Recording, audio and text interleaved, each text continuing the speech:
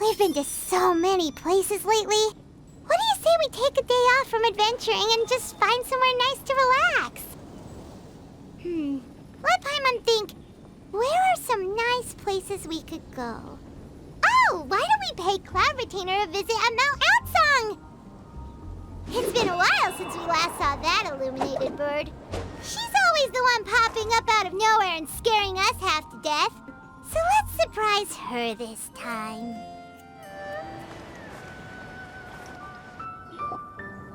Here we are, right outside her place.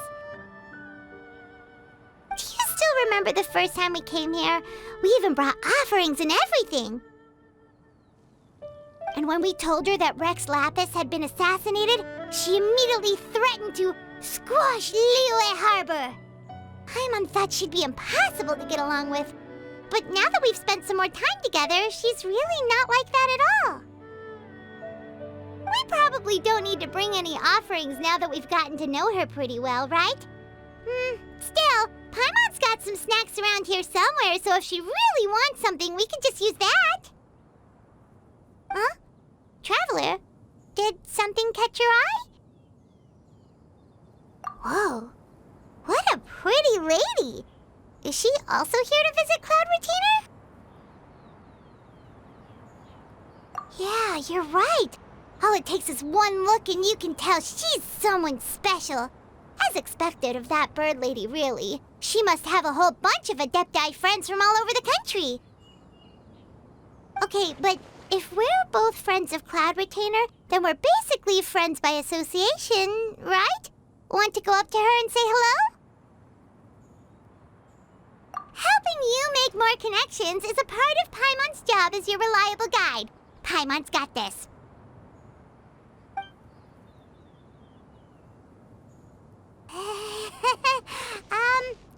Hello.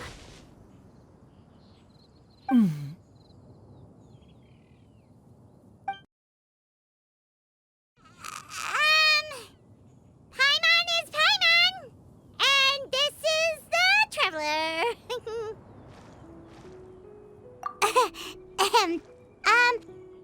Paimon doesn't think we've met, but we're also friends of Cloud Retainer. May we have the pleasure of learning your name, Madam Adeptus? You two... What is this tomfoolery? Has this shift in form so clouded your eyes that you no longer recognize one anymore? Wait, you're... Huh? You're the illuminated bird? But you look... human! How did that happen? Oh, donning human form is scarcely any test of one's abilities. As for your confusion, one merely had no reason to indulge such inclinations before. So, you're indulging now because... Well, one has made plans to pay a visit to some disciples at Liyue Harbor. Taking on a human form for such a trip is simply a way to make matters less conspicuous. You? Worrying about keeping a low profile? You're the one who likes to pop up out of nowhere all over the place. In fact, Paimon can think of several examples. Like last year, when you suddenly appeared on the top of a roof without any warning. Or...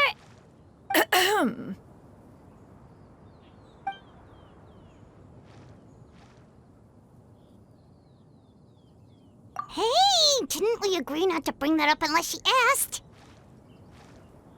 Oh? So you have taken care to follow the proper rules of etiquette after all. Most commendable.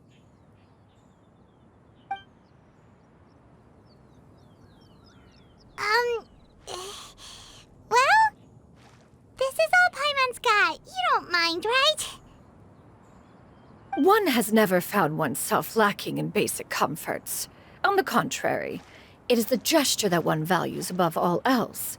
So long as you've shown proper respect and consideration, the quantity or quality of the gift is but a trivial matter.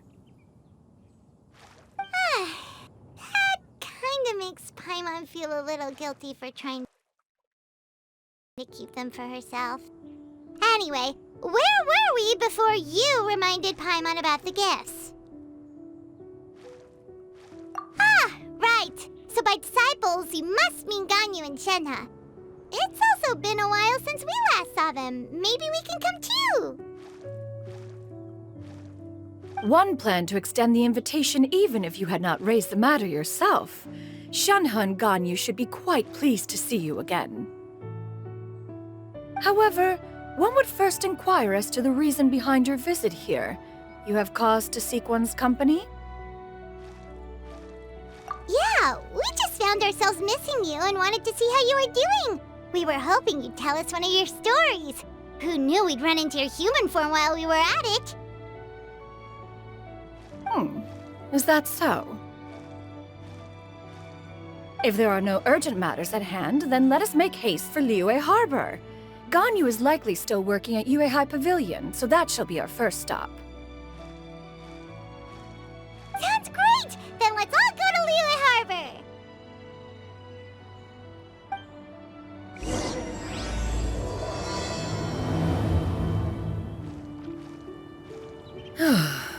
Ganyu has been quite busy with work as of late.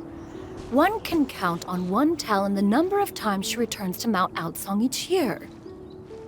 Shenhe has also secured employment recently. In her correspondence with me, she wrote that she shall have no need to return for the foreseeable future. Did they think one was so easily mollified? One shall investigate everything with one's own eyes and decide for oneself if their living conditions are satisfactory.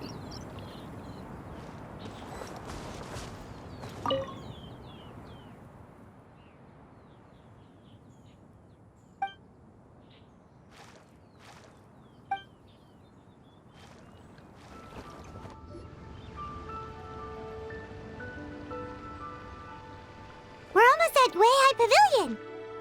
Hey, do you think Ganyu will be shocked to see Cloud Retainer like this? Guess we have no idea if Shenhe and Ganyu have ever seen her in this form before. Wait, where did she go?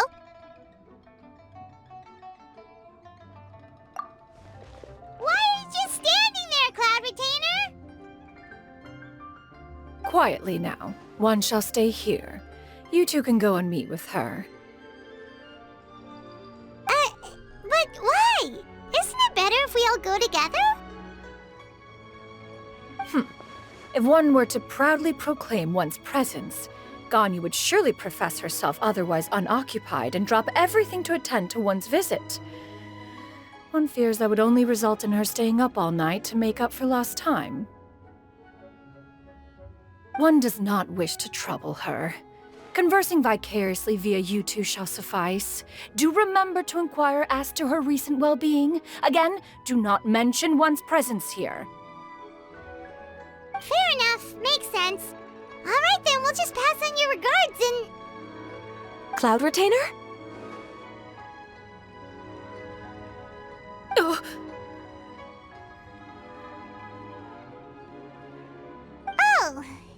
busted. Is that lady someone you know, Ms. Ganyu? She is indeed. I'm sorry, Huixin, but could we delay the upcoming meeting for a little bit? I believe my schedule today is quite full. Although, perhaps I could move some work to later in the evening. Oh, not to worry, Miss Ganyu. I'll make the necessary arrangements right away.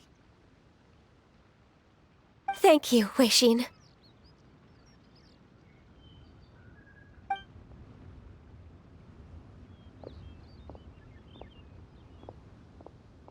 It's been a while, Ganyu.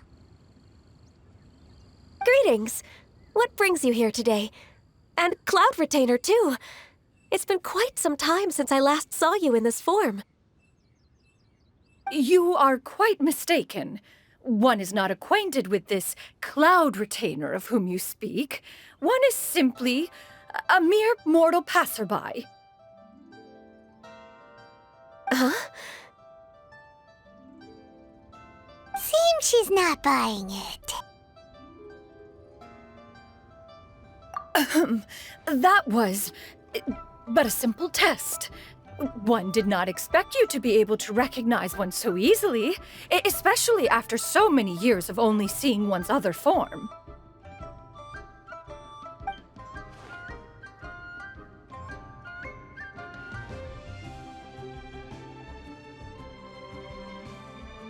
But recognizing you is, my responsibility as your disciple. An apt observation. One was simply passing by while attending to some important business. One thought it would only be fitting to pay you a visit while in the area. Wait, Paimon wasn't aware of any important... Cloud Retainer's right! We've still got something super important to do, so we can't stay here for too long today. Oh, is that so? But it's been so long since we last saw each other. One simply desired to see you and had no intention of interrupting your work. A quick conversation should suffice for today. A more involved reunion should wait until you find yourself less occupied. I understand. That should be fine. While one acknowledges the amount of work that you have to deal with every day, one must also remind you to rest. Though Adepti blood flows through your veins, excessive exhaustion will still cause grave harm to your body. It still makes one nostalgic to see you as you are now, respected and independent. When you were young, you oft begged one to cuddle you to sleep when you suffered from nightmares. Cloud Retainer! Stop! If you insist. We are running short on time regardless, so one will refrain from going into each and every story. Why don't you continue your conversation? One shall simply stand by and listen.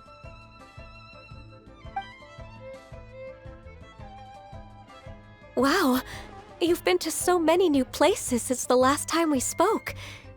If you ever need anything, please just come find me at Yuehai Pavilion. Also, forgive me for my presumptuousness, Cloud Retainer, but if you plan to continue appearing in this form, don't you think it'd be helpful to adopt a human name? A human name? Huh. You raise a valid point. Considering the sheer extent of one's renown, Cloud Retainer is surely too recognizable as a name. You really think so? Not that you're not famous or anything, but that famous? You presume to know the extent of one's illustrious achievements. One would hardly think such a thing to be possible. Nevertheless, Ganyu's advice cannot be ignored. From this point on, when in public occasions, be sure to refer to one as Xianyun. Xianyun? I assume that's a reference to the full record of Pristine Pavilion. An adeptus of years past would rise with the clouds and rest with the moon. They were enlightened and wise, free and unfettered. The writer referenced Master's name to describe her carefree and spontaneous nature. Oh, that sounds super cool! Paimon feels like only the most powerful of Adepti could rise with the clouds and rest with the moon. Actually, those lines were originally written to describe Cloud Retainer herself. Huh? Wait, so you're really that powerful? And what of it? Did you truly take one to be nothing more than a bird of bigger than average size? Not exactly. To be fair, Cloud Retainer rarely speaks of her past accomplishments. The tales of her past can only be found in ancient texts. It is said that once, a long, long time ago, there was a severe drought in Liyue. Left with no choice, many people left their homes, while others spent day and night praying to the Adepti. Although I did not live through such tragedy, simply reading about it is enough to gain a visceral understanding of all the pain and desperation during that time. On top of the drought, a noxious gas also began to spread through the land. If not for Cloud Retainer's efforts, much of Liyue would be nothing more than a barren wasteland today. The books had this to say about what happened. Upon arrival, the Adeptus borrowed the wind to retain the clouds. Immediately, the clouds gathered together, and abundant rain burst forth from the heavens. Drought and plague were both driven away, and the people were saved. Wow, that's incredible! Mortal records add embellishments to dramatize past events. One did merely what one ought, and even if one had not interceded, the other Adepti would surely have stepped in to help. Even so, you stopped an entire drought! Can you really control the weather like the book said? Oh, Paimon suddenly has a lot more respect for you. So it was Paimon's bad for calling you Illuminated Bird before. You're not too mad, are you? How laughable. A name is but a simple label we carry with us on our journey through the world. Why would one be offended by such a trivial matter? That's a relief. In that case, Paimon will continue to call you whatever feels right in the moment. Well, that is quite enough ancient history for now. Ganyu, have you had word from Shenhe? One has heard that she procured a job recently. Have you any thoughts on her workplace? And what, pray tell, of her monthly remuneration? Moreover, does she find herself overly inundated with work? Is she allowed time off during Lantern Rite? That is a lot of questions. There is no cause for concern, Cloud Retainer. I introduced Shenhe to her employer personally. Wanmin Restaurant's business has been booming recently. So with Chef Mao being swamped with customers, and Xiangling still off and out in search of new recipes, I introduced Shenhe to staff the restaurant. I see. Most excellent indeed. One has had the pleasure of being introduced to that family. Xiangling is kind and astute, while her father is loyal and reliable. One has no cause to believe that they will make Shenhe's work difficult. Now, it is almost time to partake in the victuals of noon. One shall visit Wanmin Restaurant in person and see how Shenhe is doing. Huh? But didn't you just say that you had something important to do? Can that wait until after we've eaten? You may return to your work, Ganyu. One shall see to this matter on one's own. There will be many an occasion to dine together in the future. One is certain the opportunity shall present itself most readily. Of course, Cloud Retainer. Please take care. Traveler, Paimon, I'll see you some other time. See you around, Ganyu! Whew. Paimon was pretty quick on the uptake there, don't you think? As soon as you mentioned important business to attend to, Paimon realized that you were just looking to cut the conversation short and not take too much of Ganyu's time. Is Paimon right? No, in fact, it was not an excuse. One is indeed visiting Liyue Harbor for an important purpose. Wait, for real? The moment is not yet upon us. Still, the truth will be revealed to you in time. Huh. She really seems to be playing up the whole mysterious Adeptus thing right now. Is it because we just heard that cool story about her powers?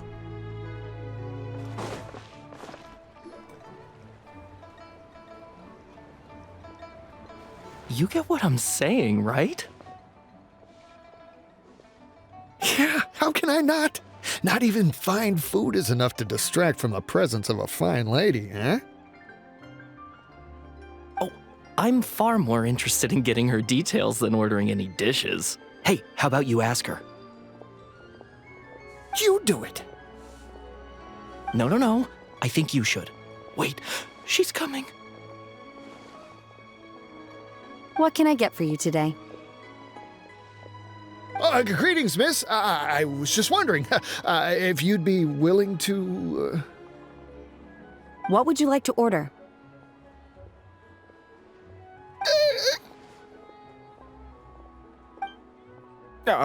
Two servings of Mora meat to go. Good chat. Bye.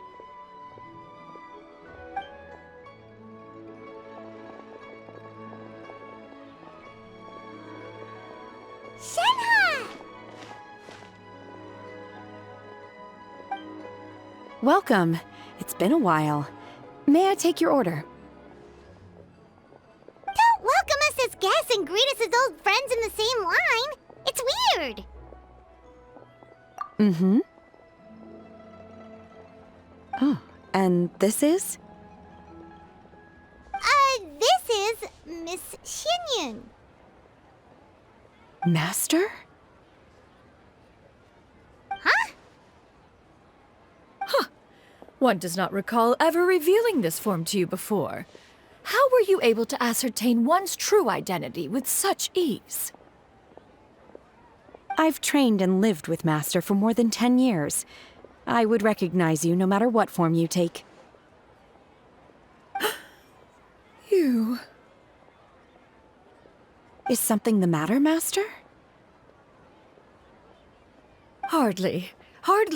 One simply learned of your employment from your letter and came to check on your well-being. And check out the great food, too. Indeed. It's almost lunchtime. My apologies. I'm still on the clock and can't talk for very long. Well, if it isn't the Traveler in Paimon, are you here for Shenhe? The lunch rush isn't in yet, Shenhe. So I've got things covered for now. Go ahead, sit down and enjoy some time with your friends. I'll let you know if things pick up. Thank you, Chef Mao.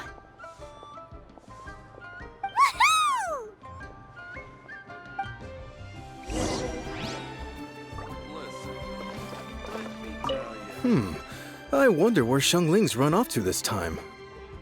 If you bump into her, please let her know that a new shipment of spices has come in. So it'd be nice if she could come home and take a look.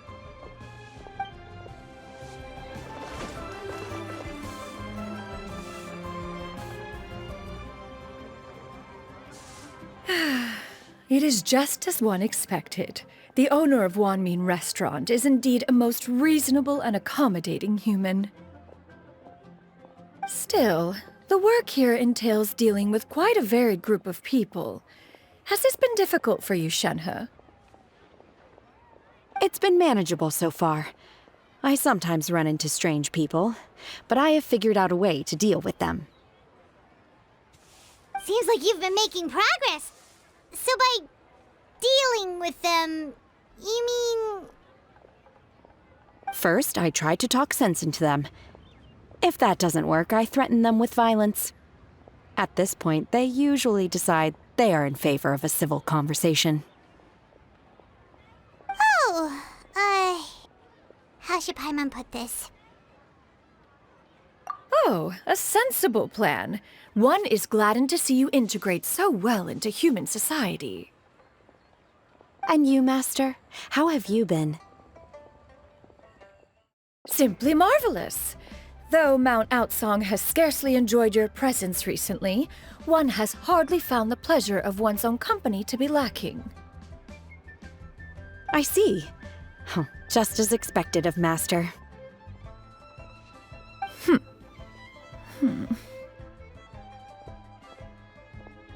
I have missed Master quite a bit too.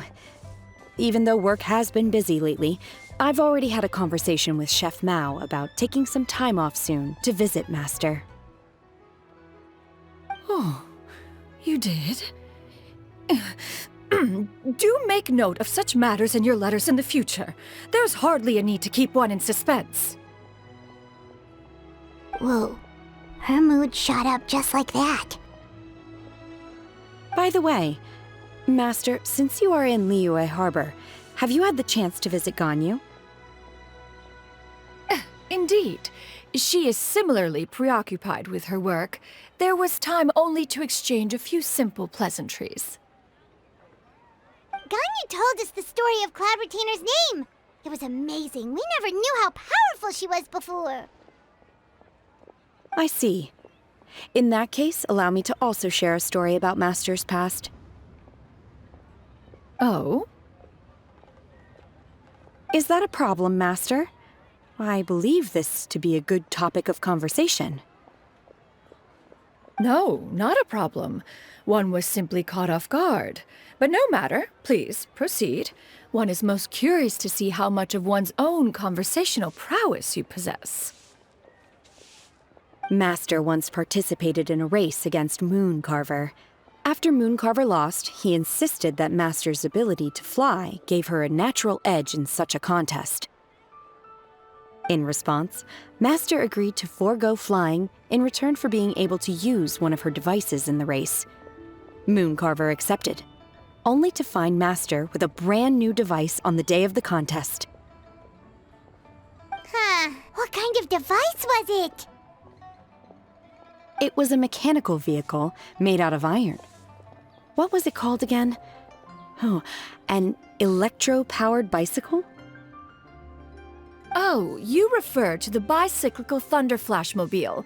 One spent 49 days conceptualizing and crafting it. It need only be infused with adeptal energy, and it can cover thousands of miles in one day. Oh, it boggles the mind why Mooncarver ever supposed he might best me in a contest of locomotion. Though he sprinted with all his might, he could barely keep up. Alas, the one flaw of my mechanism lay in its weakness against mountainous terrain. One was thwarted mere seconds from victory, when it was thrown off course and failed to make it across the final stretch. Truly a most unfortunate turn of events. Anyway, do go on, Shenhe. Master, that was the end of that story. Is that so? Huh. With you gone, one has seldom felt the desire to call upon those old fossils for another contest. What is a race without spectators, after all? Have you been lonely, Master? Lonely? Huh. At one's age, entire human generations come and go in the blink of an eye. Even one's own self-directed musings can span several days and nights. 'Tis a most foreign sentiment. The mere mention of it is preposterous.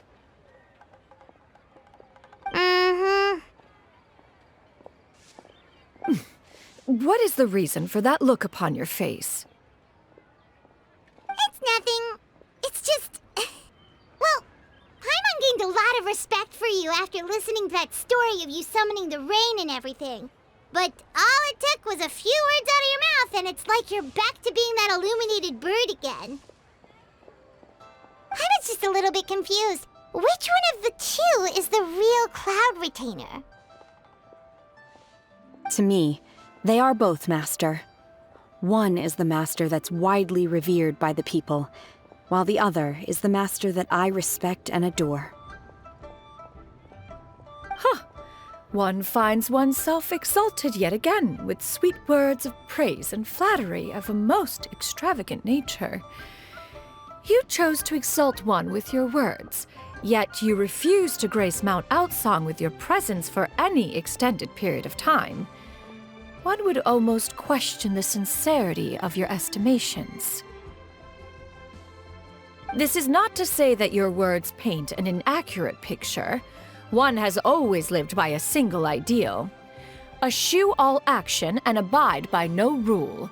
One does as one pleases and speaks as one pleases. Others may critique or praise as they see fit, yet one places little weight in such judgments. She got what, 2 sentences of flattery from her disciple, and it's as if her ego is about to burst. Do you have any empty tables?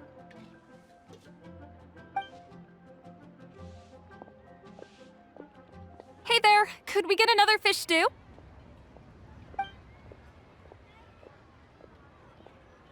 I'm hearing more guests come in. I should get back to work. All right, good luck with the lunchtime rush, Shen, huh? Mm-hmm. I'll try my best.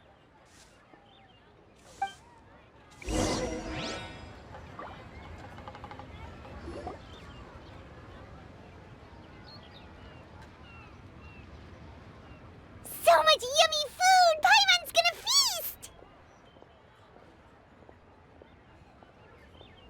One is fond of all kinds of delicacies and delights in a multitude of flavors. The dishes here demonstrate no shortage of culinary skill. Their unique flavor profile has left one more than satisfied. In fact, one has been struck by quite the fit of inspiration. One has already begun to conceptualize the next generation of supreme cuisine machines. Everything's so tasty! A bit too hot at times, but still super tasty. I'm sorry, miss, but our tables are full. Shall we try somewhere else, Granny? But it smells so delightful. Can we really not eat here? My poor legs can't go on for much longer. Well, you could always check with some of the other guests and see if anyone's happy to share a table. Okay, I'll ask around.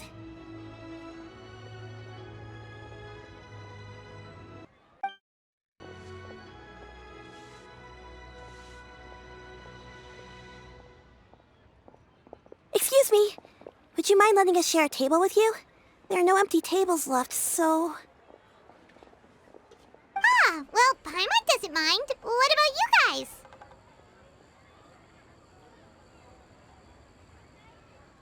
Great! Thanks so much. My name is Xianyun, and this is my granny, Yuendai. Granny? Yep. Is there something wrong with that? No, Paimon's just a bit surprised. She looks so young. Yeah, a lot of people compliment Granny on her youthful looks, but she's actually much older than she appears.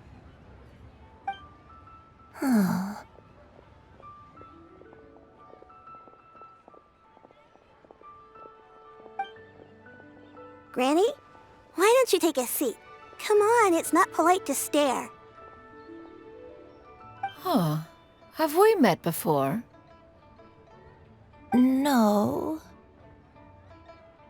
'Tis a fated meeting, then. Please, take a seat. What would you like to eat, Granny? I can order for you. I want braised earthworms. They always pop up out of the ground after a rainstorm. No, not this again. Granny, there's no braised earthworms on the menu. Braised earthworms? Well, that sounds weird. Do people actually eat that? Right, that's what Paimon was thinking too. Need any help? Help? Oh, do you mean with Granny? Thanks, that's nice of you to offer. Granny has pretty bad dementia, so her memory's getting worse all the time. She's always saying things that sound kinda confusing. Actually, her memory's been bad ever since I was little. But it's gotten so bad lately that I even have to remind her who I am every morning. They died young. It's just me and Granny now. Oh, but it's okay. Don't feel bad. Granny loves me a lot, and I love her a lot too. Sure, it's hard at times, but you just gotta make the best of the life you've got. Wow, you're really tough for your age, kid. You're too kind. And me? What about me? You're tough too, Granny. Plus, you're really gentle, and you're always there for me. Yes, and it's hardly as if I forget everything. I still remember the important things. Wait, what was that really important thing again? Ah, I remember now. It was a dream. I had a dream where everything was dark. Someone was standing in front of me. She told me to come and find her, and that once I'd found her, I would be free. Huh? That sounds super important. But how come you've never told me about it before? It was just a dream, so I forgot about it. But I'm in a good mood now, and somehow I remembered it again. You know, I believe I've had this dream a great many times. But just how many times have I had it? Now that I do not remember. Wait, so you have a reoccurring dream where someone's talking to you? That sounds spooky. Oh, does that mean you're possessed?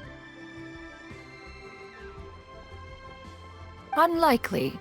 Her eyes are clear and her breathing remains calm and level. One sees no signs of possession. Are you sure? Who do you take me for? Is one not an adept? Am I not an expert? You're right. Paimon almost forgot you're the expert. In that case, do you still remember what the person in your dreams looked like, Granny? Not anymore. Although, I have a sense that she looked rather like me. But not as I am now. My younger self. A younger version of Granny? This is just getting weirder and weirder. What is going on here? As one said, fate must have brought us together. You may leave this situation to me. Are you sure? So, what are your names? Paimon's Paimon. Just Xianyun is fine. Thank you all so much for offering to help. But first, I'm sorry for asking, but, how do you want us to pay you back? Oh, we don't need any payment for this. Thank you so much. You're welcome.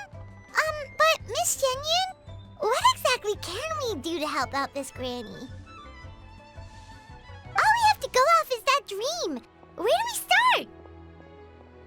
That is elementary. Since her dreams portray her younger self, then we shall retrace the steps of her youth. Once we have revisited those places, her memories will likely return. Sounds like a plan. So, Granny, do you remember which places you went to when you were young? Why, of course I do. The heavens above, the earth below, the wispy clouds, and the emerald mountain streams. Okay, taking that as a no. I might have an idea. Once, when I was really little, my dad told me that Granny used to be a martial artist heroine who saved loads of people from a disaster. If it's true, then maybe they wrote about it in the history books or something. A martial arts heroine? Oh, Shinto knows tons about Liyue's chivalric traditions. If anyone knows about the heroes of the past, it's him. Let's go find him at the Feiyun Commerce Guild. Are you leaving already? But I'm still hungry. I'll go order some food, Granny. If there's nothing on the menu you especially want, I'll just get a few different things. It seems we must part ways for now. The Traveler and Paimon are bound for the Feiyun Commerce Guild, while Yuendai and Shuyu shall remain here and partake of their lunch. As for myself, I have matters to discuss with Streetward Rambler. Streetward Rambler? Oh, you mean Madam Ping! Precisely. Let us meet at Yujing Terrace once you are ready.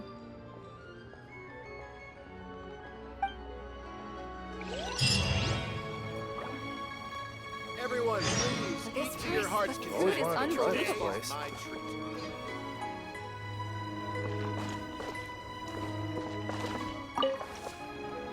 Where are you going, Granny? Don't you like the food? Fresh milk. I need to buy you some fresh milk. Milk? Why? You need to drink milk before eating, or the spicy food will make you cry. Hush, little one. Don't cry. Granny, you're forgetting things again. I'm not a little baby anymore. I can eat spicy food now. Even the super spicy dishes, like their fish stew. I can eat 2 whole bowls, no problem. Wonderful. Oh, wonderful. My darling granddaughter is all grown up.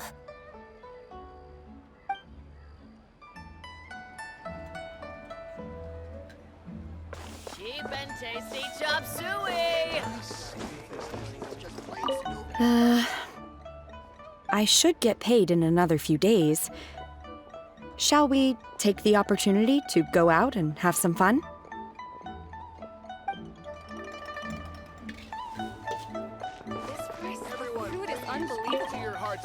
This is one of our busiest periods in the year. Things should calm down a little in another few days. I sure am glad to have Xianyun now. There's no way I'd have been able to cope this year all by myself.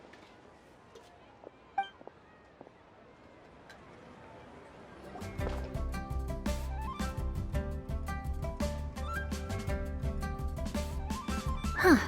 It's you two. What brings you here? Xinqiu! Great, we found you! We wanted to ask you about something.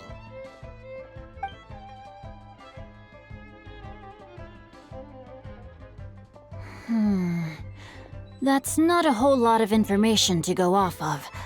I don't know if I can say for sure. I can't pinpoint her identity from your description alone, but considering her age, I am reminded of a nameless heroine who's been featured in various chivalric novels. Nameless heroine? That's right. The novels often speak of a great drought from 50 years ago. As the people suffered, a nameless heroine appeared and began to clear away evil spirits and bandit camps. The people idolized her, but never learned her name. All they knew was that she always acted alone. Later, though, she supposedly fell in love with a similarly noble-minded exorcist from Mount Tianheng. They were well matched in more ways than one, often fighting together as a fearsome duo of otherworldly strength. After the drought ended, the heroine and the exorcist left the public eye and began living a reclusive life in the mountains. All that remained were tales of her incredible accomplishments. The way this nameless heroine faded from fame into obscurity later in life is not too dissimilar from Miss Yuendai. I hope that's somewhat helpful. Thanks a lot, Xingqiu. We knew it'd be worth talking to you. It's nothing at all. Just something I came across while reading. I did do a bit of extra research on her story, but it was just out of personal curiosity. Well, Paimon still thinks that's super cool. Oh, wait, Xingqiu, if you've read up on her, do you know of any places often associated with her? Let me think. In the novels, the nameless heroine always appeared near one of 3 places. Wangshu Inn, the area just north of Jueyun Karst, and Qingyun Peak. Perhaps the real-life heroine who inspired the character was also often seen near those three places. That would explain why those locations appear in the various novels written about her. You're welcome. To be honest, I found some parts of the story confusing when I first came across it. If Miss Yuendai was indeed the original inspiration for the character, she may just be able to help me put the pieces together. It's rare for a chivalric hero to fade into obscurity during their lifetime, even after retiring from the public eye. But no one ever saw or heard from the nameless heroine again. There were even rumors that she became extremely ill. I've never understood why someone would go to such lengths to erase themselves from public memory. It's almost as if she was trying to hide from something. There's probably far more to the story than what's been written. We'll be sure to tell you if we manage to uncover the truth. That's a deal. Perhaps, behind the truth of it all, there lies a story more fantastical than any work of fiction.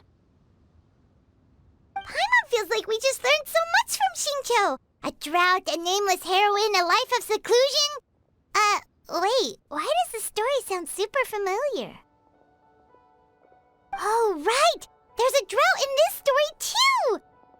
Xingqiu, are droughts super common in Liyue or something? Well, they used to be.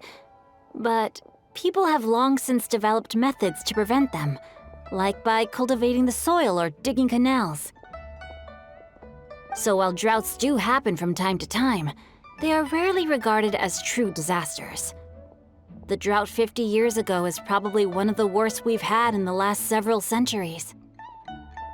The crops withered, the streams ran dry, and the monsters in the mountains became rabid and agitated. Countless caravans were attacked, and people who lost their homes came together to form bandit groups. What started as a natural disaster soon became a human tragedy as well.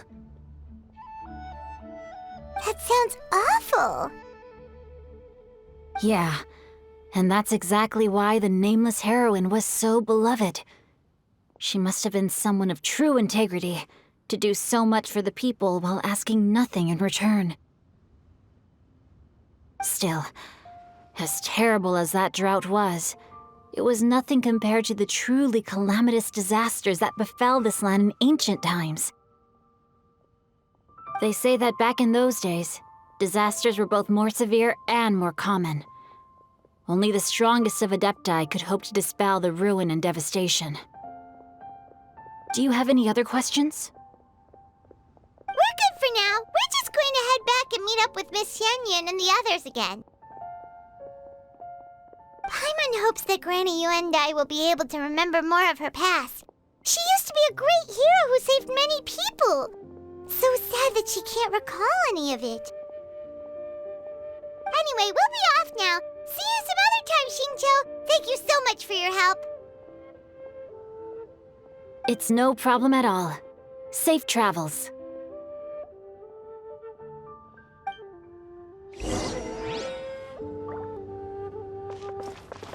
Time erases everything. Even the greatest of heroes will have their legacy reduced to the small fraction of their deeds that were committed to paper. But I think the magic of chivalric novels lies in the way you can catch glimpses of a noble soul from a few mere paragraphs.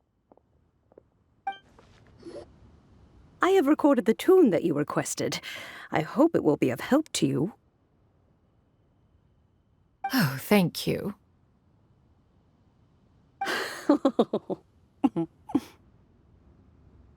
Straight word, Ping. What has amused you so? Oh, it's no serious matter. I was just reminiscing about the last time I saw you in this form. Time has wrought such change in this world, and yet you appear just the same as ever. Time has little bearing on one's existence, nor has one keenly felt its effects whilst dwelling at Mount Outsong. Nevertheless, Ping, one would like to seek your counsel on a personal matter. Oh, why so formal all of a sudden? I must say, you're making me a little nervous. What is it? Well, the inquiry is as such. Approximately how much more would one need to afford a comfortable life in the harbor, not unlike the one that you yourself lead? It does not require as much as you may think. Still, do you mean that... Cloud Retainer, Madam Ping! What are you two talking about? Nothing save for some trivial matters. Have you unearthed any useful details? Shinto has a theory, but let's save it for when Chuyu and Miss Yundai have joined up with us again.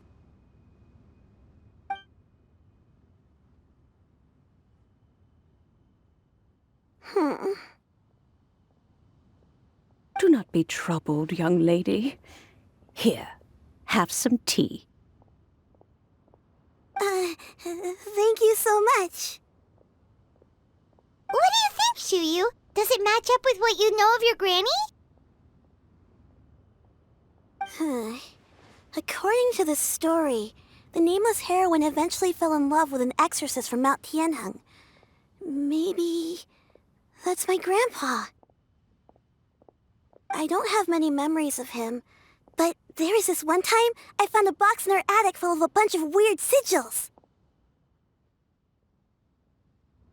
I think so too. Granny might remember something once she's returned to a familiar place. What marvelous tea.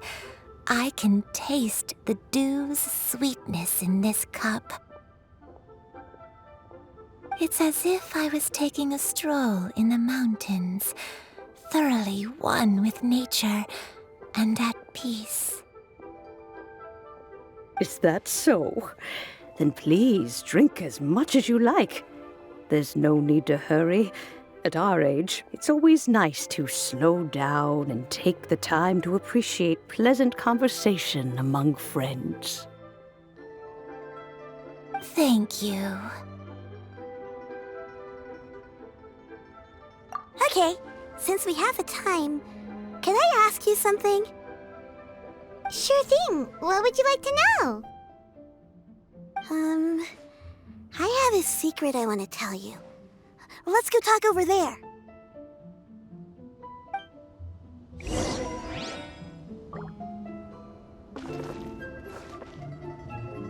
You can taste the sweetness of the dew? It's just a feeling. The sensation of stepping out into the mountains on a cool morning, gazing upon the small droplets of water hanging from the leaves, and feeling the sweet stream of water soothe a parched throat with every swallow. It's a sense of calm and serenity, one that stretches on and on until days become weeks, weeks become years.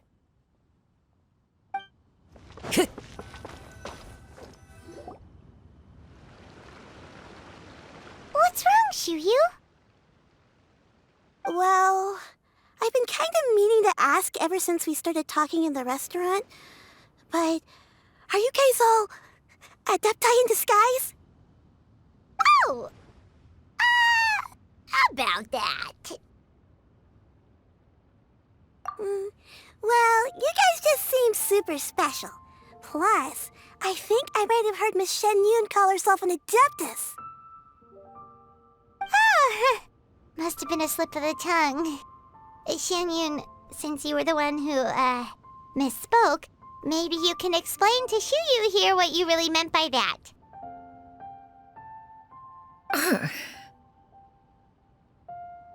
One is indeed an adeptus.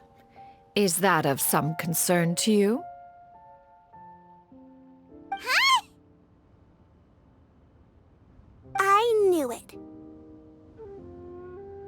Well, one time when I was a little kid, I saw a pure white illuminated crane.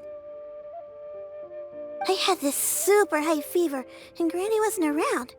I was feeling all icky and gross, But then this snowy white crane flew down from the sky. She put me on her back and flew me to her cool Adeptus house and fed me some sort of magic potion. When I woke up, I was already back in my bed and my fever was gone. I really wanted to thank her, but I was too sleepy to stay awake, so I never got the chance. So, I just kind of wanted to ask if maybe any of you have ever met an Adeptus like that? A pure white illuminated crane? The only two we've ever met are blue and white and black and brown. Have you ever met one that's pure white, Cloud Retainer? Never has one met an Adeptus with such features. One surmises such a description is but a hyperbolic embellishment that oft results from narrative accounts. That's weird. Was it really just a dream then? Well, even if it was just in my head, it doesn't matter that much anyway. All I really want is to help Granny recover her memories. I'm really grateful for all your help. Leave it to us! Now that we know the 3 locations, we just need to visit them one by one. Let's go to Wangshu Inn first. Okay, I'll go get Granny.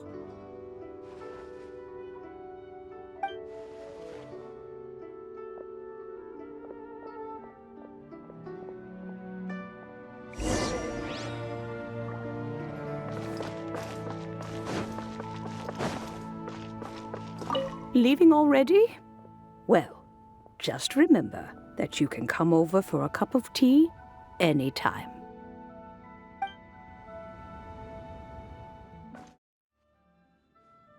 Wangshu Inn. Wangshu Inn. Do you remember this place, Granny? Yes. The fish here is very delicious, and if you look out into the distance, you can always spot a bird that's been left behind by its flock. I believe I used to have a room here. It had a window. Yes, I spent a lot of time looking out that window. Which room was it again? Let me look.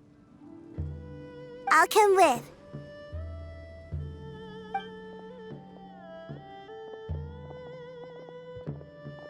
Paimon's still having some trouble understanding what she's talking about, but if she's so familiar with this place, that must mean she lived here, right?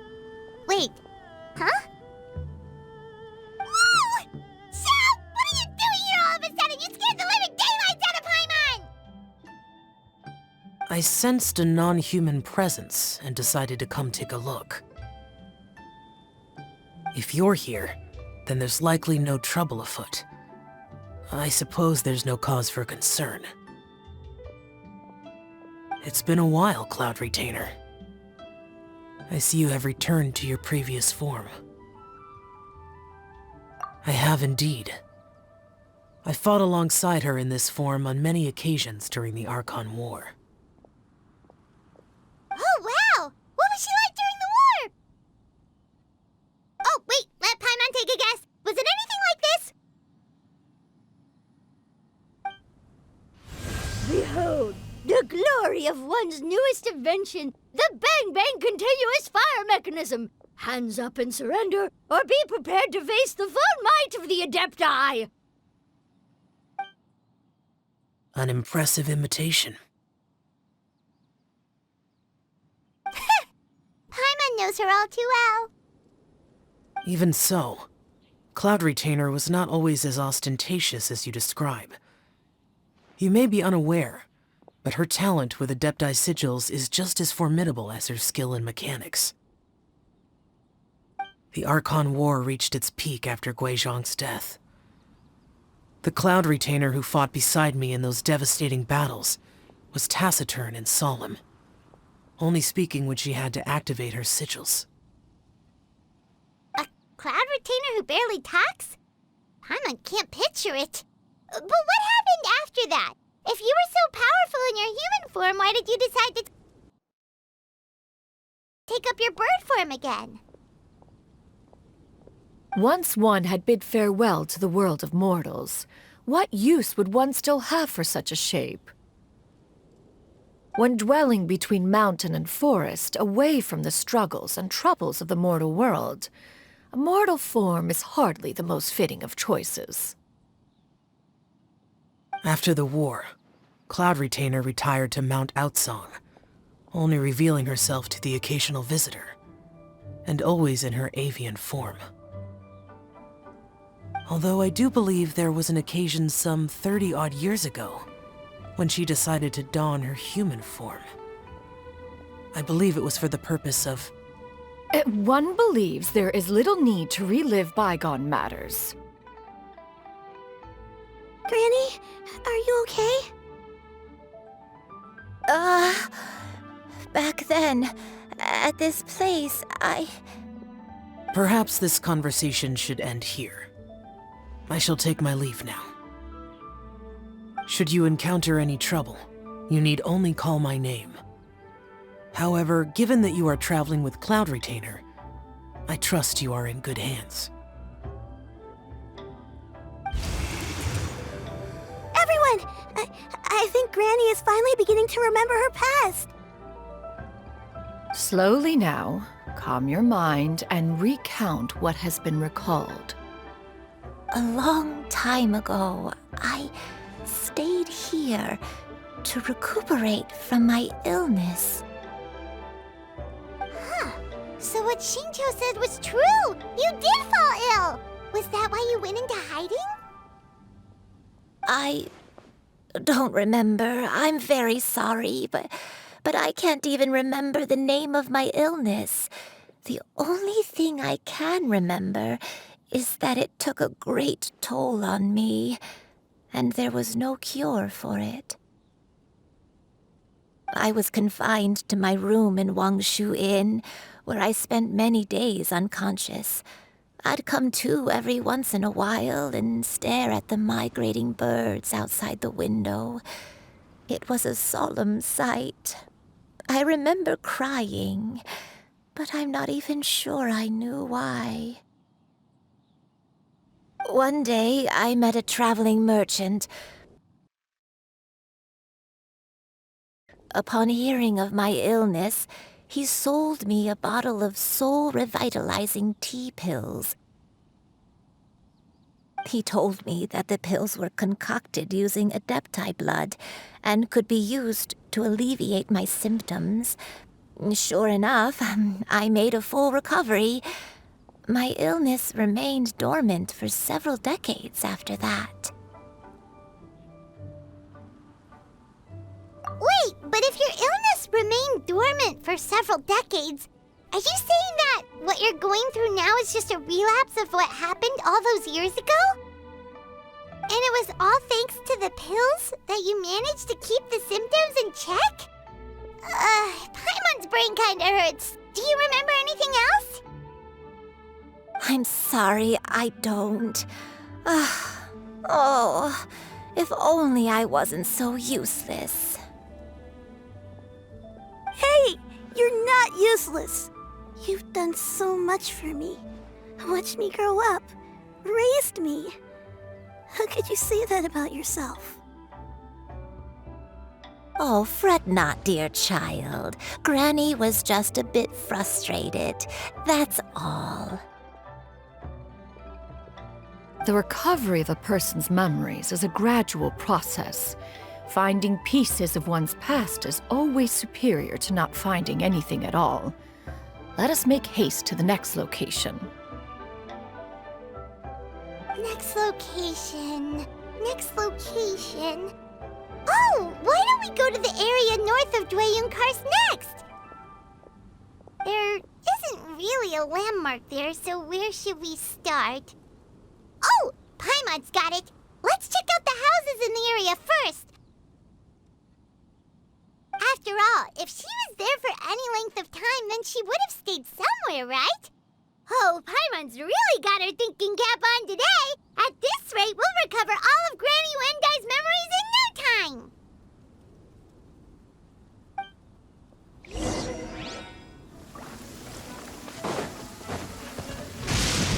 Compared to the storms I've encountered out at sea, this is really quite tame.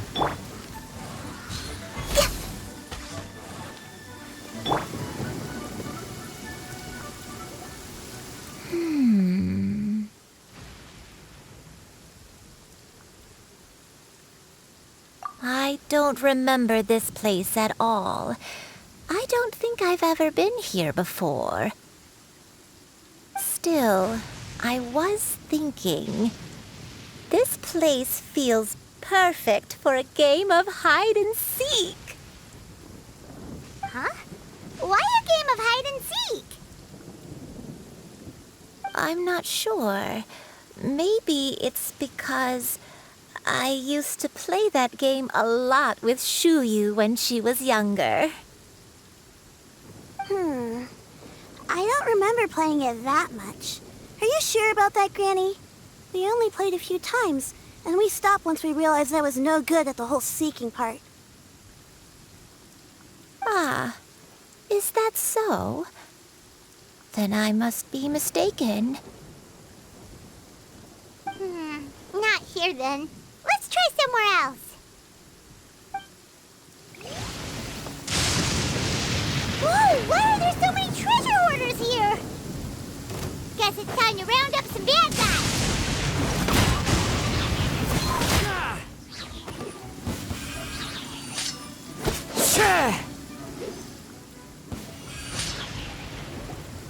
Do you remember anything about this place, Granny Wendai? Let me think. I feel like I've been here before. But I don't think I stayed here too long. I might have just rested here briefly before continuing on my way. Got it. That's okay. There are still plenty of other places we can check. Wait a second. If I remember correctly, I believe I brought... Ah, yes. I brought some sweet snacks with me. Go on, take some. You need to eat a lot if you want to grow big and strong. Oh, thank you. Then Paimon will help herself.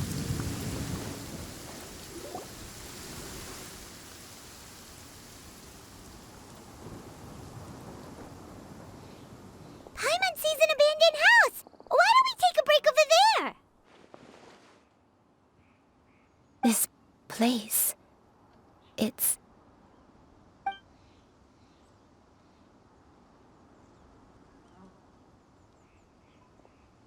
Did you remember something, Granny? I remember. Xianyun, this is where your father was born. It was a moonless night.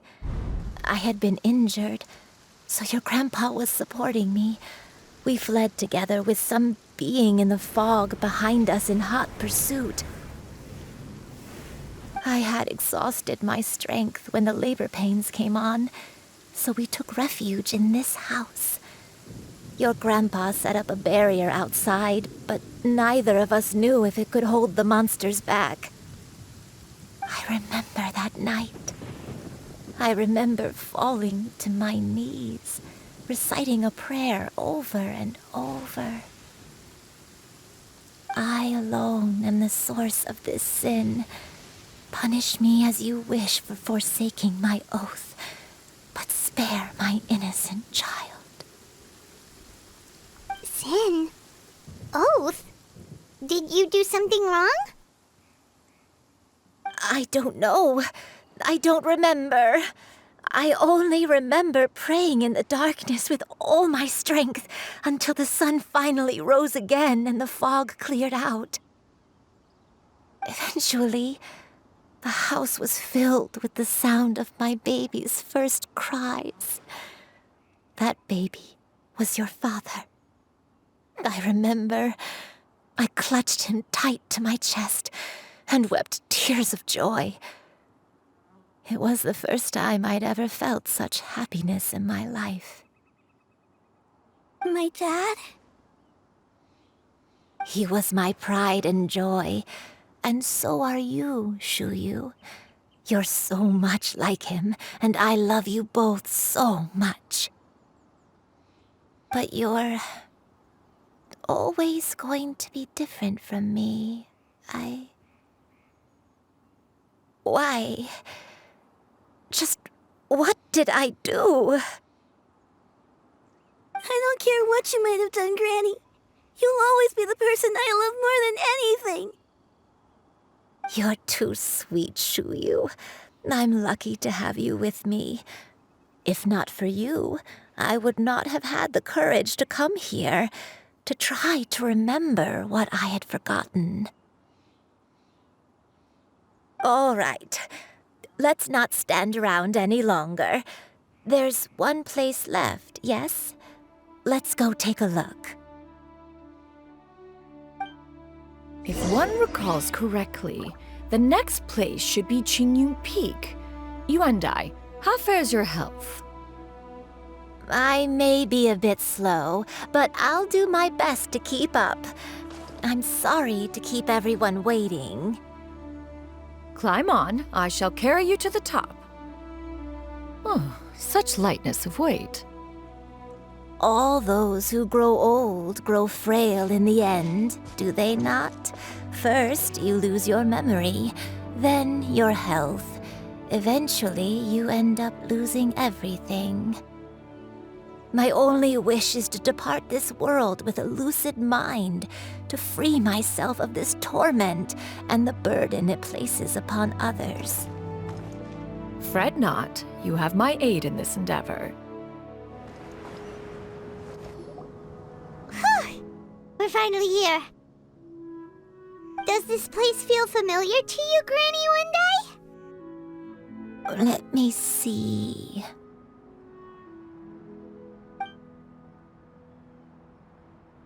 How strange. Have I lived here before? When we were at Wangshu Inn and the abandoned house earlier, though I couldn't remember everything, I still felt a sense of familiarity. I could easily picture myself in those places. But here, I don't have that feeling. Perhaps I did come here in the past, but it just didn't leave a strong impression on me. But did the stories get it wrong then? Yeah, that's true. But they're also the only thing we have to go off of. Paimon was hoping this place would jog Granny Yuandai's memory just like the others. I'm sorry to disappoint you two. It's all right. We're not going to give up yet. We'll figure something else out. Just you wait. Thank you. If only I could remember. Huh? That way. What's that mountain? Oh, let Paimon look! Huh? Isn't that Mount Outsong? Looks like we've come full circle. Mount Outsong. Mount Outsong. Granny, are you okay? Don't push yourself, Granny. It's okay if you can't remember. You shouldn't do something that makes you sad. Mount Outsong,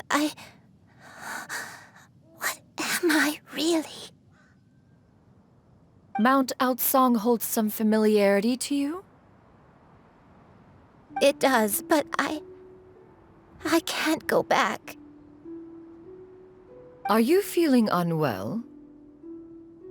My head, it feels all heavy and dizzy.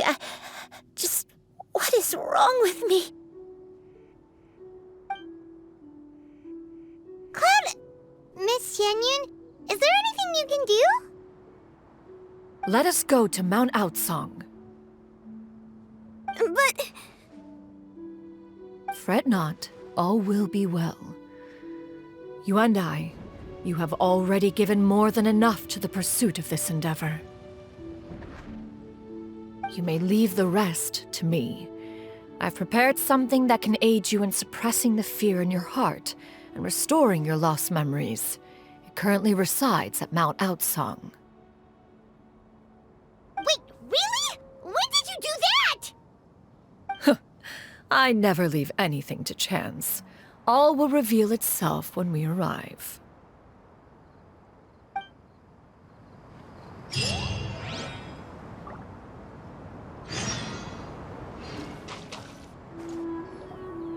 Come on, just tell Paimon already! What's this thing you've prepared?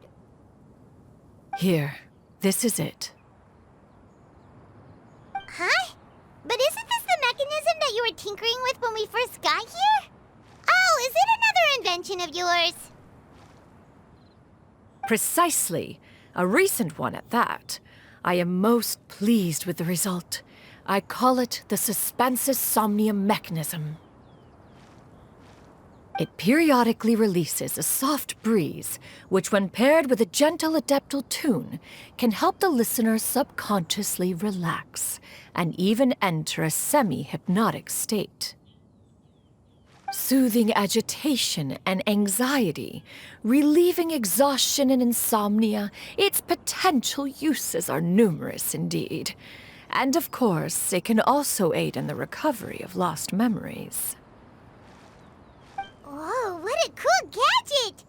But if you had it all along, why did you keep it to yourself until just now? We could have come to Mount Outsong right off the bat and saved time on a lot of floating. How preposterous. Had Yuendai not recalled much of her past through her own efforts, the device would have nothing to draw upon. We Adepti can only help those who first resolve to help themselves. Had she lacked such determination and strength of character, one would have little to offer in way of assistance. Paimon thinks she gets it now. Hey, what's that other thing? As previously mentioned, a gentle adeptal tune is required to take full advantage of the mechanism. One secured such a tune from Streetward Rambler. Only with her melodies can the mechanism reach its peak power. Whoa, Paimon can feel what you mean. Paimon's body feels light as a feather. It's as if she's lying down on a warm patch of grass after a super satisfying meal. And you, Yuendai, is the mechanism helping you to relax?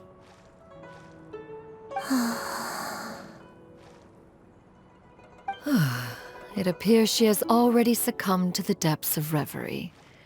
Come, join one on this side. We shall give her some time to herself.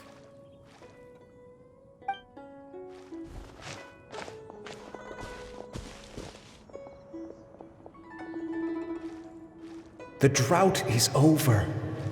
But why do you look like you want to cry? The potion. It's nearly run its course. I've never regretted meeting you. Not even for a second. Please. Please, no.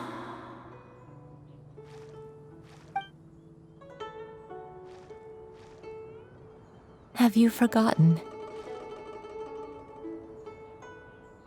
This is the world you left behind. One of gentle breeze and morning dew, perfectly straddled betwixt the realms of heaven and earth. This is your home. This is where you belong. You should have never left. The you of the past, the me from not that long ago, we should have never.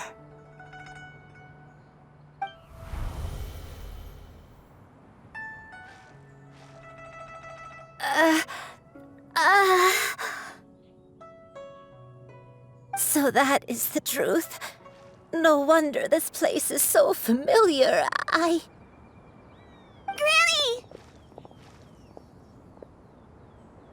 Granny, are you okay? Cloud Retainer.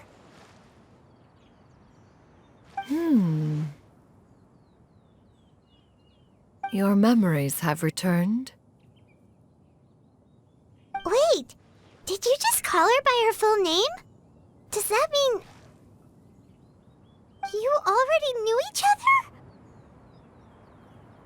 Yes, I now remember everything. Everything. Granny, please don't cry. I'm here. I'm here. Oh, don't worry, my dear child. Granny is fine. I'm so sorry, everyone. You've gone to so much trouble on my behalf. It's all come back to me now. The most important thing that I had forgotten was the truth of what I once was. One can sense the guilt that now plagues your conscience. Reclaiming a truth long buried is sure to come with a myriad of complex emotions. Perhaps one should recount the story on your behalf while you compose yourself. No, it's okay. Now that I've remembered, I must face my memories head on. Shuyu, everyone, I cannot thank you enough for all your help. I'm ready to tell you my story, if you're willing to listen. Please, Granny, don't force yourself. What happened in the past doesn't matter. I love you more than anything. Nothing you say can change that. I know, dear child. My feelings for you are exactly the same. It is for this reason that you deserve to know the truth. Some time ago, I made a terrible mistake. One for which I could never atone. Is this the sin that you mentioned in Xianyun Karst? What happened? I am, in truth, not a human being. My real form, one that I held for centuries, was that of a wild crane. I spent many, many years living on Mount Outsong, bathing in the soft breeze and drinking the sweet dew of the mountains. At some point, I somehow gained wisdom and sentience. The Lord of the Mountain, Cloud Retainer, became aware of my existence and began to share many stories with me. She even passed on the secret of cultivation to me. Though she never took me on as a formal disciple, I always saw her as my master. Whenever she took out her tools to work on mechanisms or new inventions, I would also stand next to her and watch. I even contemplated completing my training and becoming an adeptus in my own right. I followed her teachings, and time gradually passed us by. Until that fateful day 50 years ago.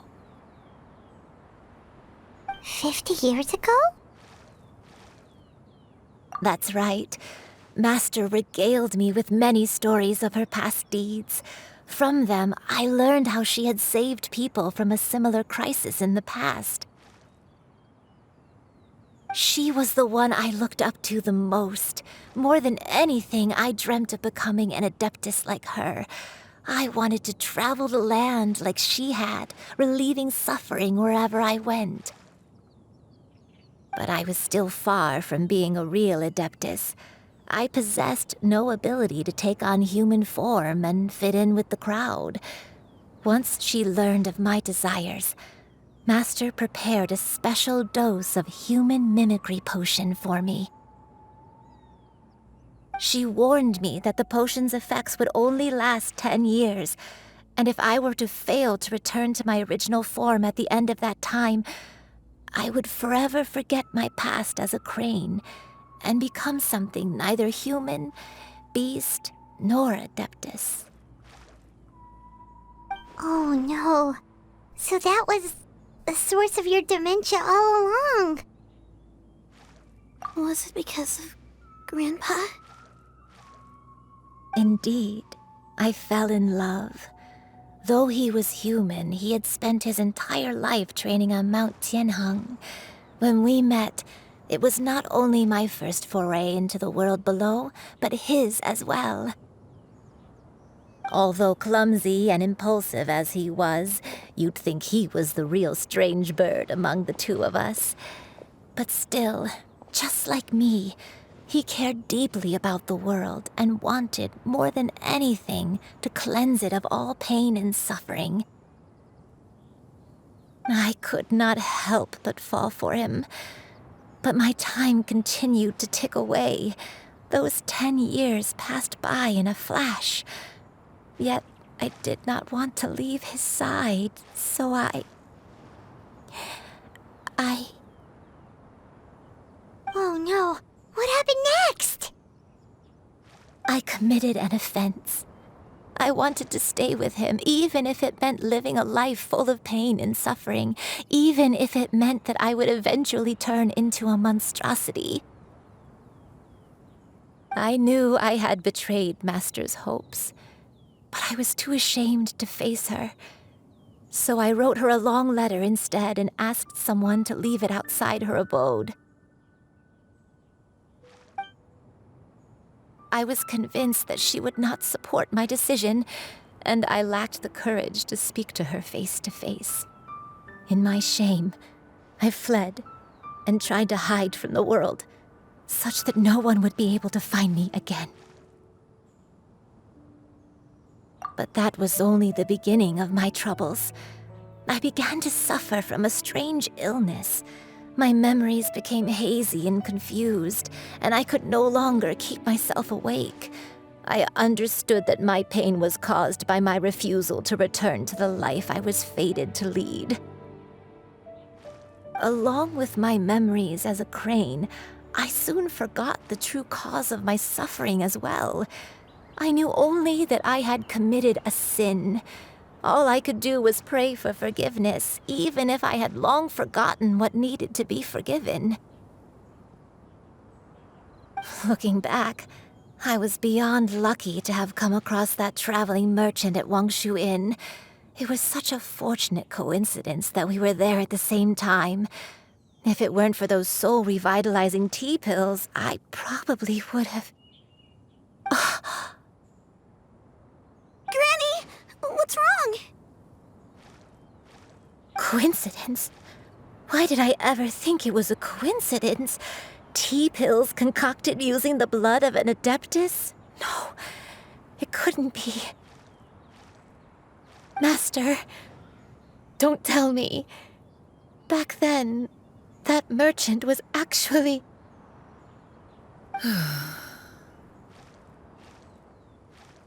Human custom would dictate the conferral of gifts to be in order when one's progeny is wedded, would it not? Consider the pills a symbol of one's best wishes. So when I tried to conceal my name and mistakes from the world and hide myself away in perpetuity, the only person I managed to deceive was myself. You knew where I was all along. One still remembers when you were but a fledgling. You possessed a certain fondness for a particular game.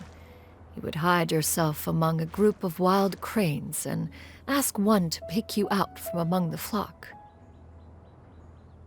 One found you with such ease every time.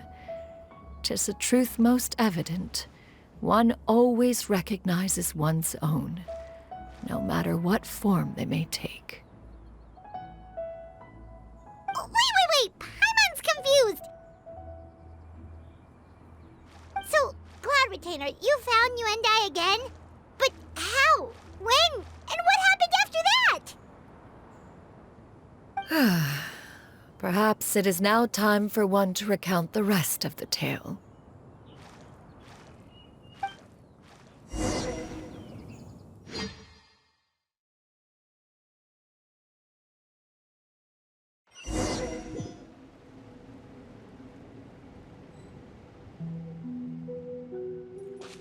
One was furious upon receiving your letter.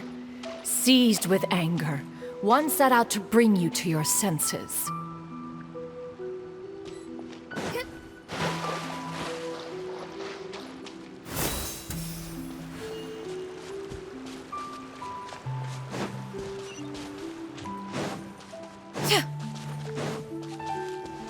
Yeah! Skyward! Scatter!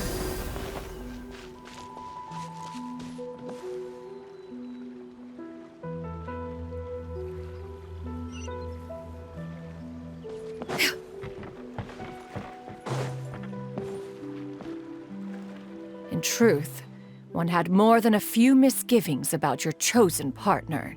As an exorcist, his talent was lacking. One could hardly say his skill with sigils was any better. But soon, one came to appreciate the devotion he bestowed upon you during your illness. He never uttered a complaint and rarely left your side. Unwilling to begrudge someone of such character, one decided to overlook his aforementioned deficiencies, glaring though they may have been.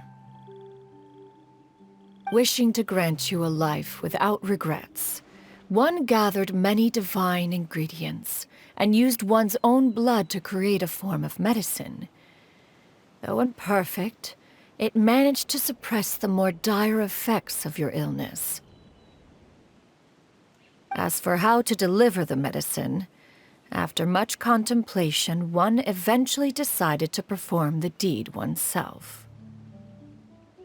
One took great care to alter one's features and select the appropriate attire. Only after meticulous scrutiny did one finally set out for Wangshu Inn. As one expected, you were most ignorant of one's true identity. You showed not even the slightest inkling of recognition. One was quite torn. Should one have celebrated the success of one's disguise, or mourn the loss of your acquaintance?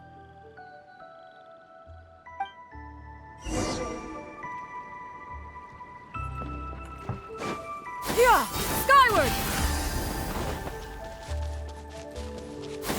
Skyward! Scatter!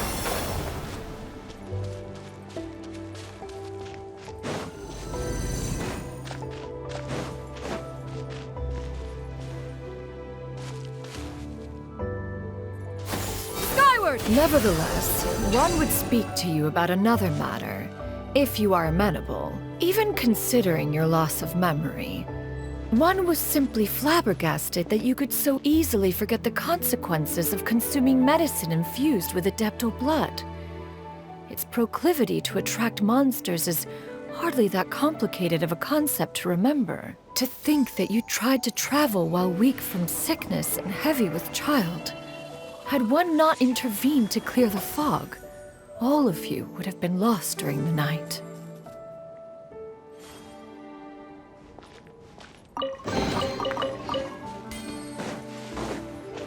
Yeah! Scatter!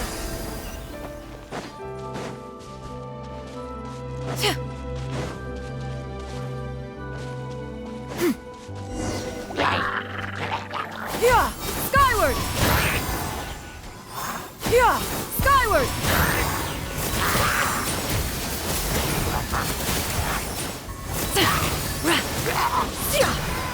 Yeah! Seize the sky!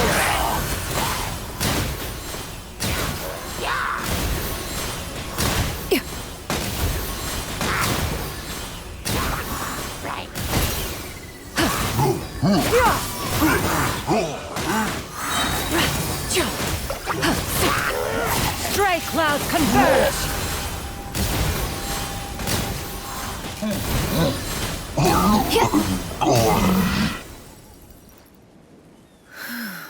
Those monsters would hardly have pursued you with such ferocity without sufficient incentive. They were likely incited by the presence of godly remains. Said godly remains, in turn, were likely drawn to the trace of one scent on your body. One was, after all, an active participant in the Archon War. Some of the gods were likely shattered by contraptions of one's very making. In the end, one was relieved to see you endure through the night. At the break of dawn, one heard an infant's cry pierce through the air, and one saw you carefully cradle the child to your chest. Although certain mortal matters remain foreign to me, one could not help but be moved by your joy. To see you happy, that was more than enough.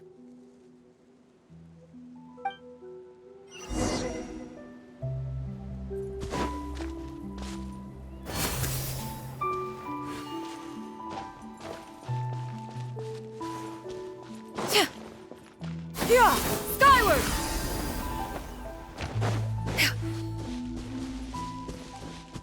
Now you should have a complete understanding of the events. Wait!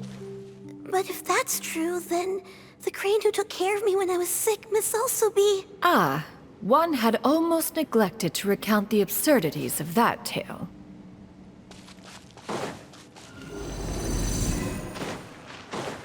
Yeah! Skyward!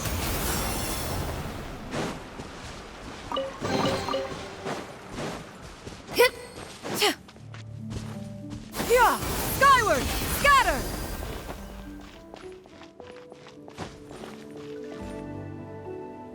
Just as you and I troubled one with her antics, so did you give one many a headache. Upon finding you burning with fever, one made plans to bring you back to one's abode for treatment.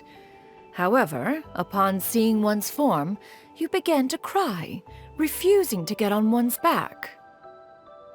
When one asked you why, apparently you believed that one could not possibly be a true Adeptus because all illuminated cranes are white from tip to toe. One had no choice but to apply powder to one's body to conceal the variegated nature of one's appearance. You became more than amenable enough when one stood before you devoid of any other coloring. It bears mentioning, however, that as a crane, Yuandai was nearly entirely pure white in color. Though you had never encountered her in that form, you still recognized the essence of her being. Perhaps fate brought you two together in more ways than one.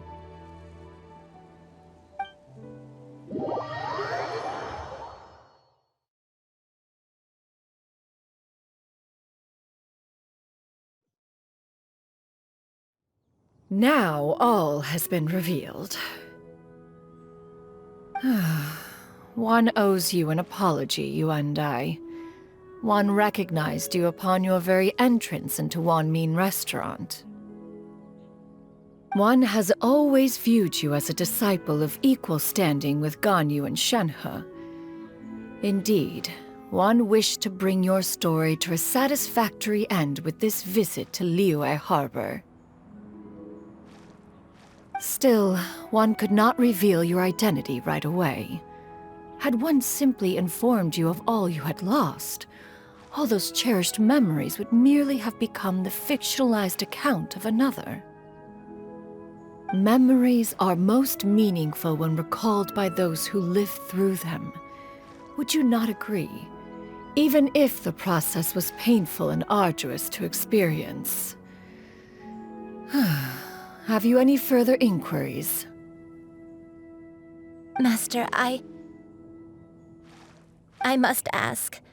If you found me all those years ago, why did you leave me be, even though you knew about my mistake?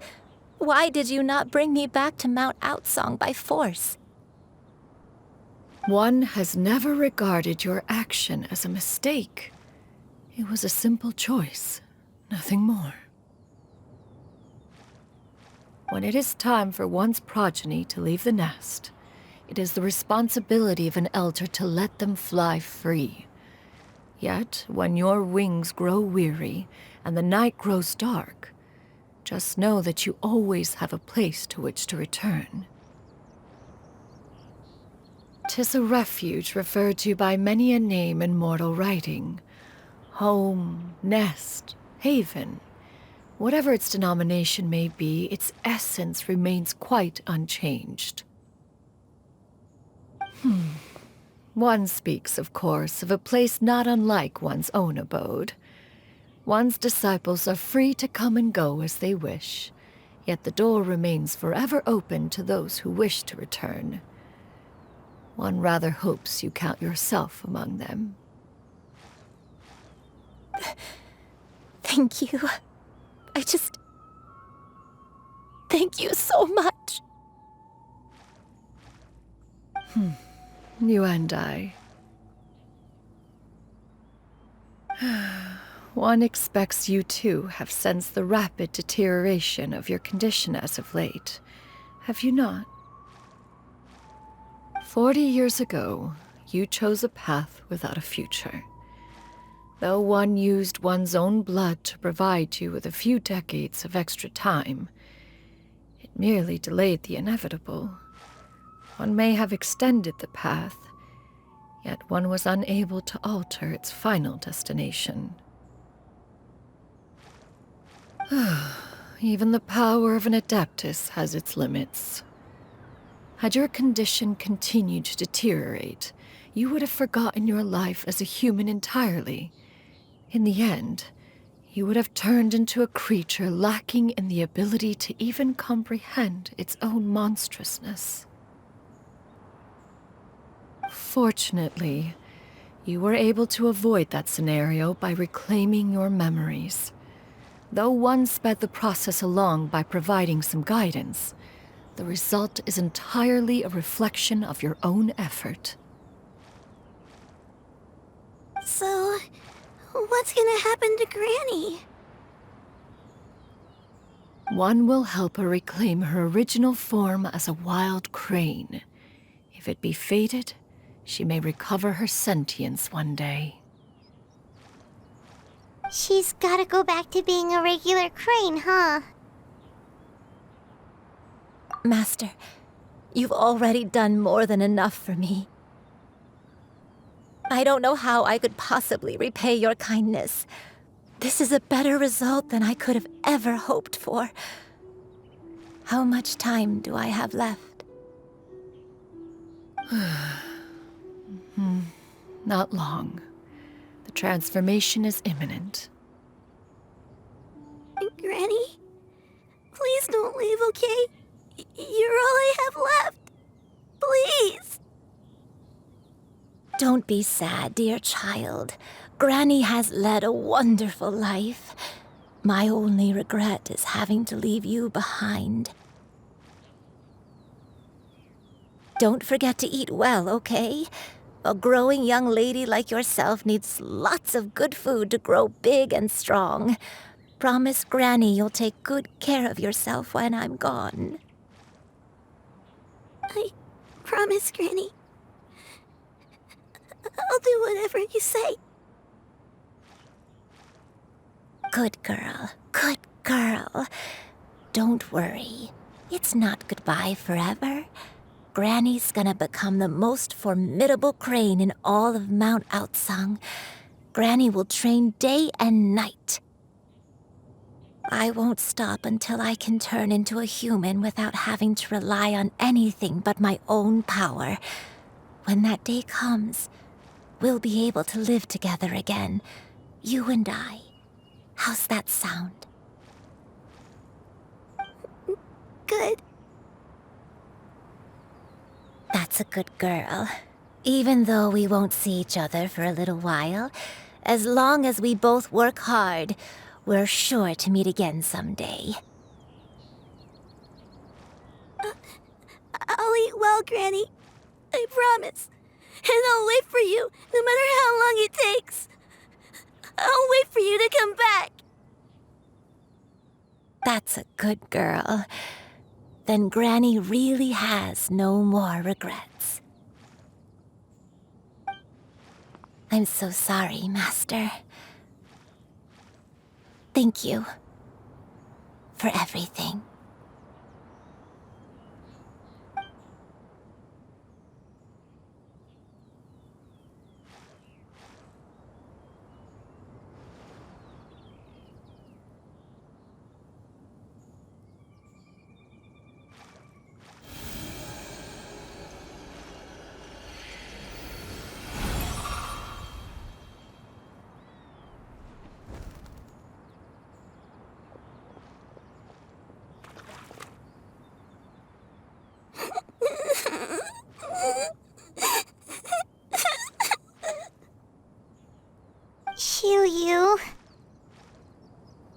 Let her be. At her age, crying is a natural, if not fitting, response to such an event. Tears are a necessary part of maturation. Sometimes there is scarcely a better vehicle to wash away the toll of stress and misery. Now that the issue has been resolved, you should also take a moment to relax. Give yourself some time to rest. Take a nap if you must. One will wake you in due time.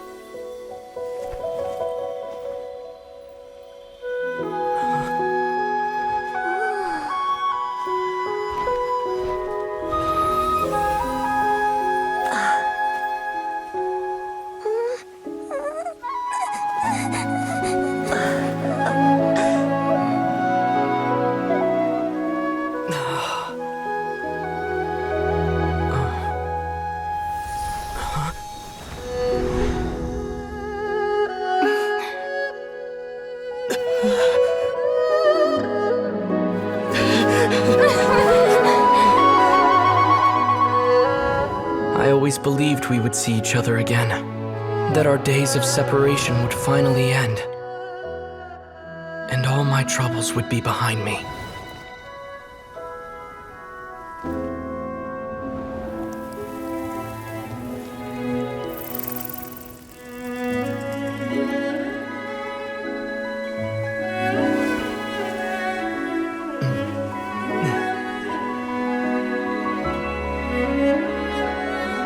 If only things could stay this way forever.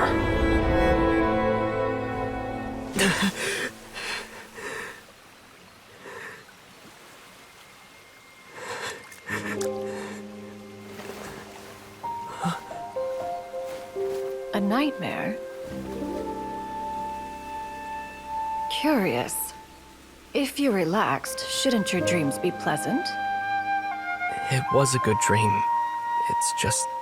You weren't ready to wake up.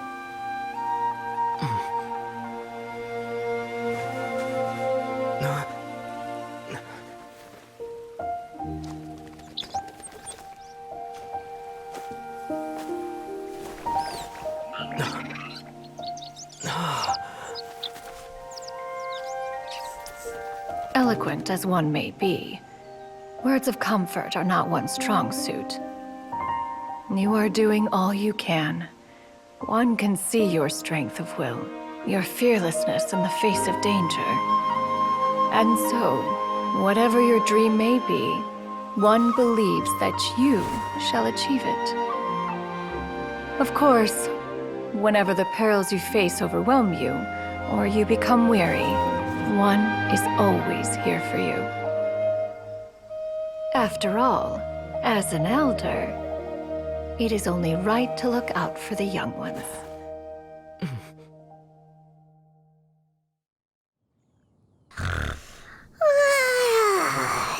Grilled chicken drumsticks. Huh?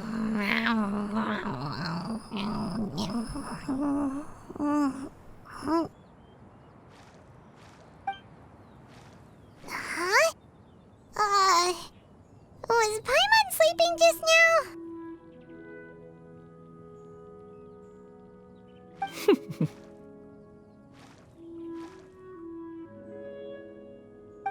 Oh, Paimon wasn't talking to you. Paimon had a dream about eating grilled chicken drumsticks, that's all.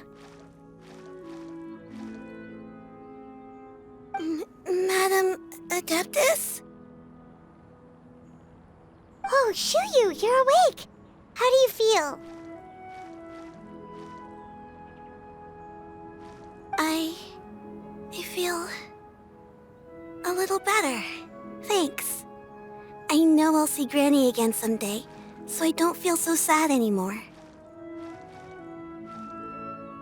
Madam Adeptus, could I ask you something? Would you take me in as a disciple? Oh, and have you reasons for this sudden interest? I know Granny thought what she did back then was wrong. She felt really bad about it. But without that mistake, I would have never been born. Even though Granny lost her memories, she never forgot to show me how much she loved me. So, I thought maybe one day I could become a cool Adeptus like you and help a whole bunch of people, just like Granny wanted to do. Upon some reflection, one supposes you are no mere mortal. The fact that Yuendai's blood flows through your veins is proof enough of that. If this is what you desire, one shall make it so. Thank you so much, Madam Adeptus. No, I mean, Master. Xianyun, are you sure about this? Paimon's gonna let you in on a little secret. We've seen Cloud Retainer's 2 other disciples, and they pretty much eat nothing but bitter herbs like Xianyun and violet grass. If you join them, you'll never enjoy Wanmin Restaurant's delicious cooking ever again. How utterly preposterous. One has never enforced such a rule. Every individual must find their own path to enlightenment. So long as one retains a pureness of spirit, one's dietary proclivities are quite irrelevant. Well, you say that, but Paimon's not seeing any tasty treats up here now, is she? Although Mount Outsong is rich in natural beauty, its location does preclude access to certain finer mortal comforts. That is precisely why one plans to relocate to Liyue Harbor. Xianyun shall have the honor of becoming one's first disciple in the human world. Whoa! You're leaving Mount Outsong? One has never concerned oneself with the location of one's residence. From the very beginning, one has sought only solace and peace. Yet in the end, all of one's disciples ended up in Liyue Harbor. Ganyu, Shenhe, Yuendai, they all chose a life among the mortal world. One has reflected on this fact for many years now. One can only assume that it is due to some failing on one's part as an elder or master. A failing, perhaps, of recognizing what it was they truly wanted. One is most curious as to what aspect of Liyue Harbor could have enticed them to remain there. One could hardly offer an opinion on the matter, but perhaps some time in the harbor will prove instructive. Why are you all so silent? Paimon is, just a bit shocked, that's all. So, does this mean we can grab a meal together in Liyue Harbor sometime? One has precious little time to squander. However, if one finds oneself otherwise unoccupied, one would not be opposed to the idea. One will be assuming the identity of a human while residing in Liyue Harbor. You should take care to avoid disclosing one's true identity. Don't worry, we'll help you keep it a secret. So, when can we expect to start seeing you in the city? Perhaps in 2 days' time. One has some matters to see to before one's departure. Preparation is the key to success, after all. One plans to put up various items from one's collection for sale. The earnings should provide for a comfortable living in Liyue Harbor. One has already picked out a handsome property near Chuhu Rock. 'Tis no small purchase, but what is mortal life if not one expense after another? Seems like you've really thought of everything. Then how about we meet up in Liyue Harbor in 2 days? A sensible plan. See you then. Oh, also, why don't you take this suspense somnium mechanism as a souvenir? Anytime you should feel ill at ease in the future, you may try quieting your mind and sitting in meditation as you listen to its melodies. It might help you find a new perspective. Awesome! Thanks, Cloud Retainer! Hey, didn't we promise Xingqiu that we'd tell him what we found out?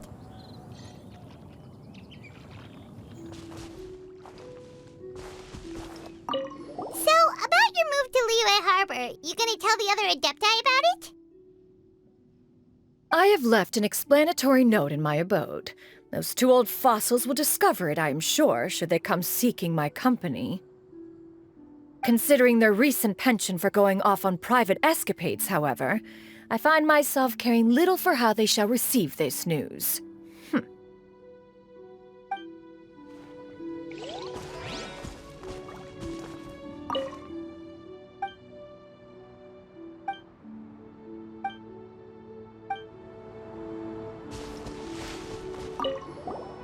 By the way, Xianyun, we have a friend who helped us learn a lot of information about your granny. Is it okay if we tell him the full story? Sure, I don't think Granny would mind, as long as you don't tell a whole bunch of people. I don't think she'd want too many people to know.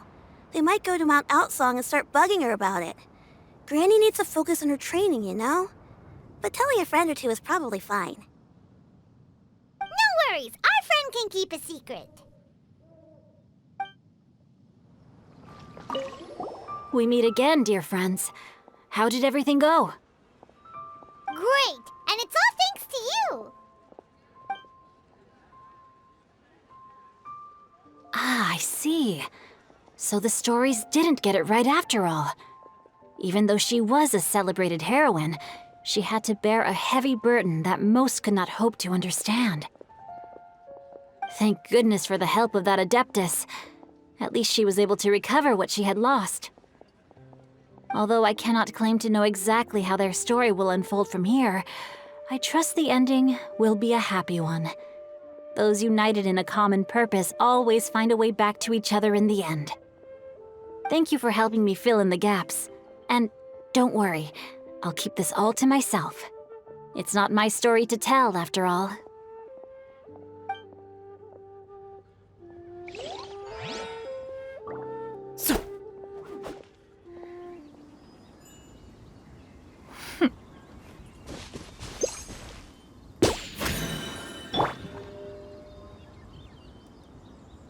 Stop right there!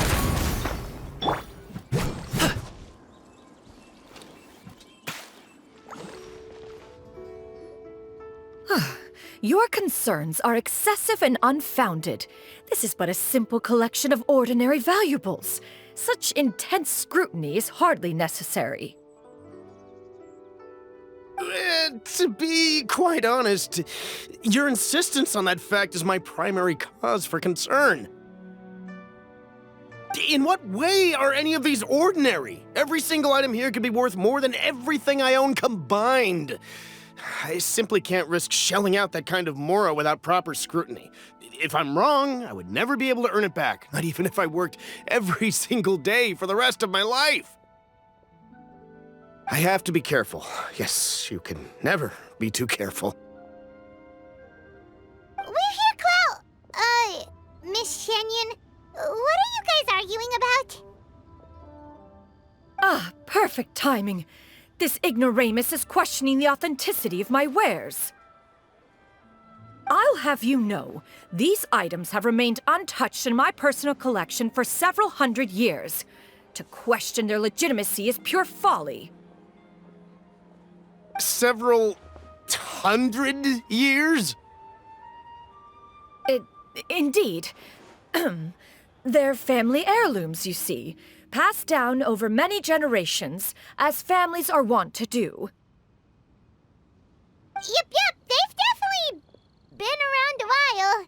We can vouch for her on that one. Hear that? Had I not found myself in need of Mora, I would scarcely have had the heart to part with them. Indeed, you should consider it an honor to even have the opportunity to behold them with your own eyes.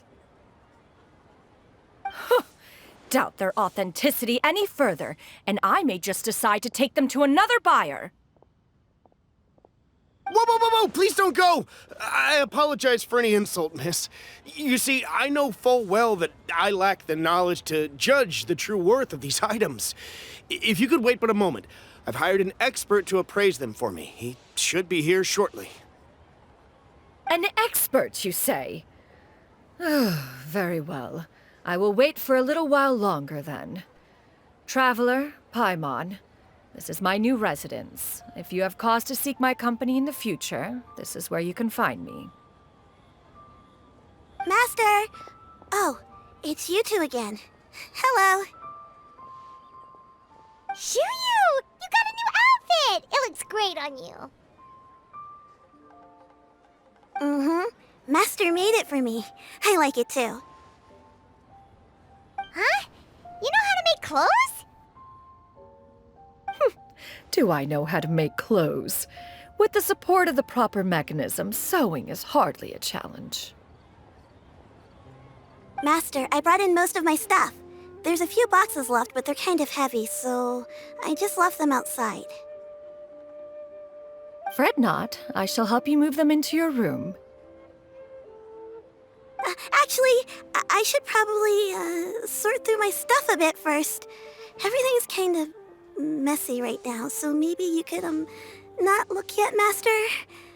Yeah, that'd be great. It appears my young apprentice has her own fair share of secrets. No matter. Do what you must, child. Now, this expert you mentioned, when can we expect their arrival? Soon. Ah, there he is! Here, allow me to make some introductions. This is Mr. Zhongli, a well-respected consultant at Wangshang Funeral Parlor and an expert in all manner of valuables and antiques. Mr. Zhongli, this is Miss Xianyun. She's the one who's looking to sell the collection of valuables I mentioned earlier.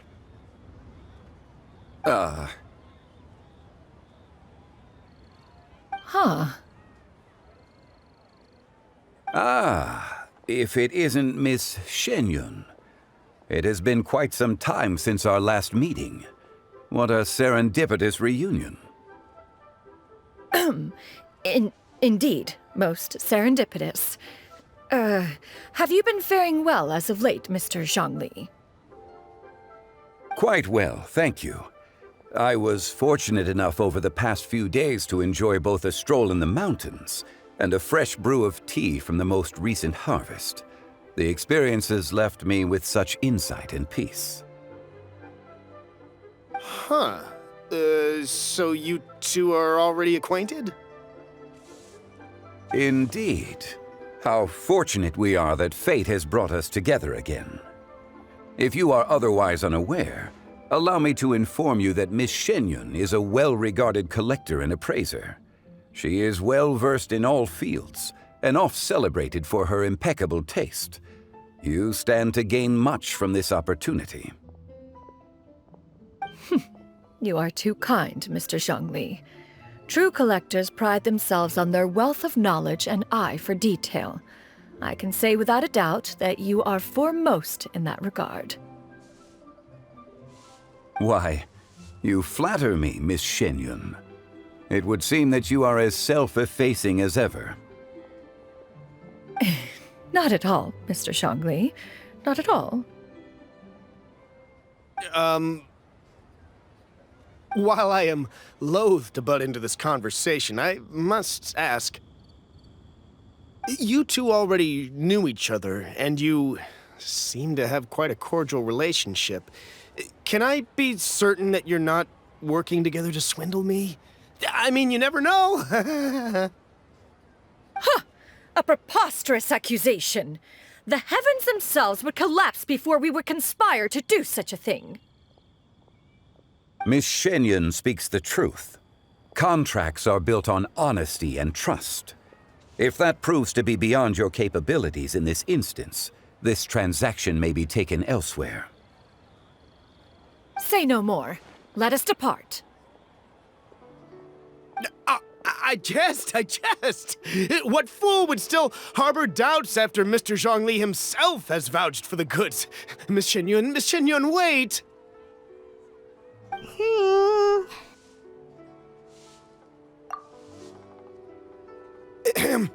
I deeply apologize for doubting you. So, Mr. Zhongli, could you please give me a final verdict on the value of these items? There is no cause for concern. They are indeed rare and precious valuables. Take this mechanism, for instance. Though one may not immediately perceive its purpose, its structure and appearance are exquisite enough to merit it a place in any fine home. The same can be said for this one here. Few could hope to possess an item that so perfectly blends mechanical wonder with geometric grace. I am sure you have heard from your travels that the study of mechanisms is among the most wondrous arts in this world.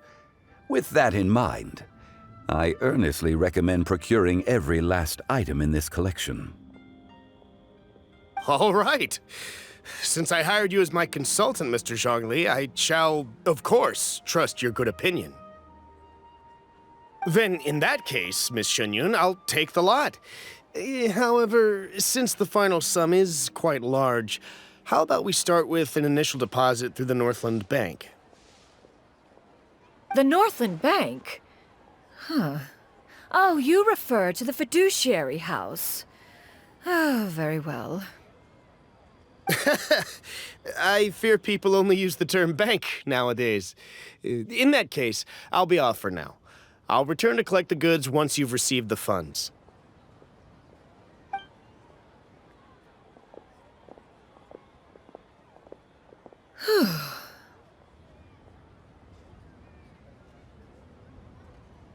Xiangli! My friends, have you been doing well? We've been great! How about you? Paimon didn't know you were such a busy consultant! My days have been quite pleasant as well. I had been quietly enjoying a cup of tea when Mr. Xiaozu requested my services.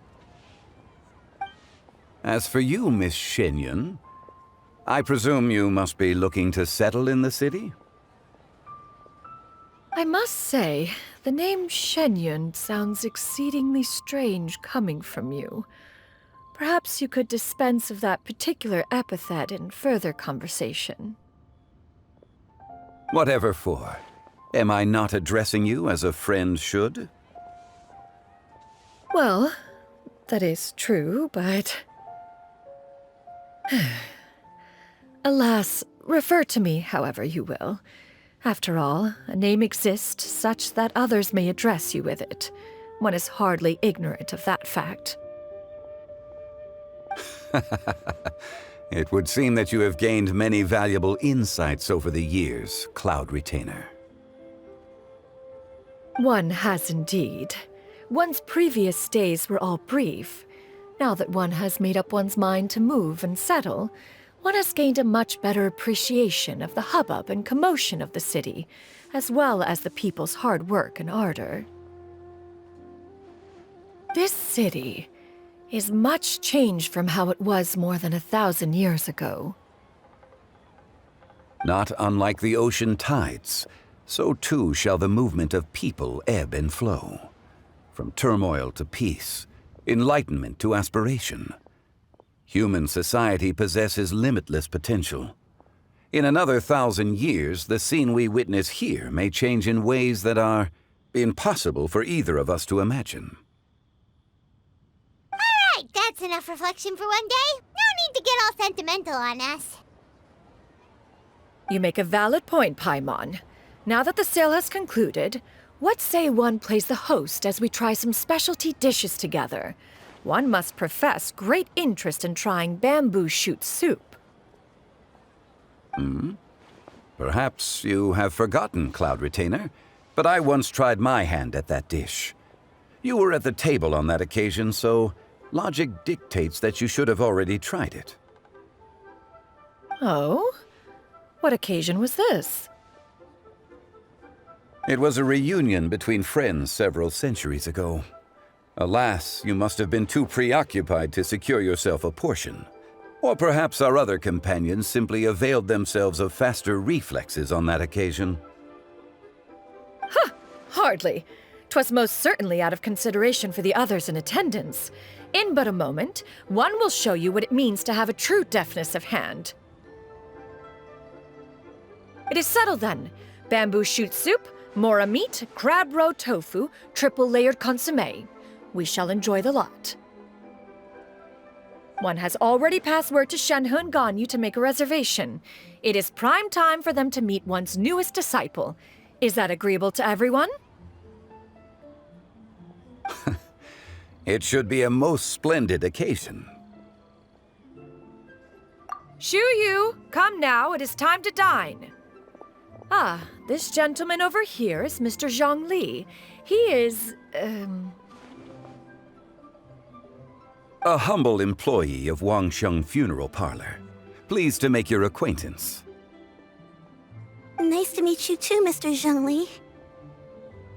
That should be everyone, right? Let's go! Sounds good. Actually, Master, have you ever tried Adeptus' temptation? I heard it's impossible to stop eating after even just one bite. You know, 'cause it's super tempting and stuff. Is that true? That sounds rather implausible. Although with the right preparation, certain dishes can be too delicious to resist. Huh? Why are you all walking so fast? Hey, wait for Paimon! Hey, wait up!